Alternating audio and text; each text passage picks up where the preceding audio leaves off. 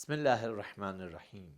One of the purpose of our Prophet Muhammad sallallahu alaihi wasallam was to establish love, brotherhood, and distributed this among his community and ummah. That's why as soon as he arrived to the holy city of Medina, he saw that two tribes, one is called Aus and the second Khazraj, they were in hatred connection with each other. And historical hatredness between these two tribes made many conflict in the holy city of Medina. That's why Prophet, as soon as he reached to the holy city, established brotherhood and love between them. So one of the very purpose of him was establishing brotherhood.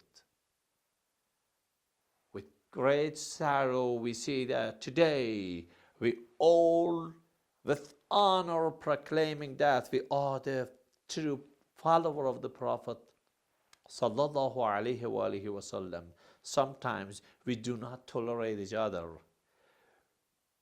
We all are a brother. That's why Prophet was saying that innamal mu'minuna ikhwa. The one who has faith in his heart, you are brother with him. You're not allowed to say that you're not the brother. He is your own brother.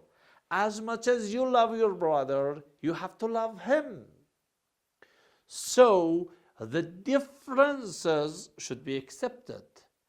That's why in one of the very great verse of Quran says that taqwa and piety is the pillar and the criterion.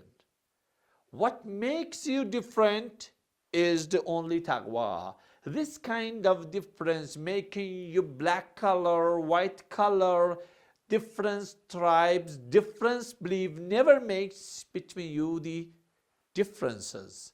Just these differences never make sense. The difference which makes the value is the taqwa. So Prophet taught us we have to catch the taqwa.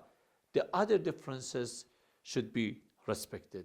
Thank you for joining us. Wassalamu alaikum wa rahmatullahi wa barakatuh.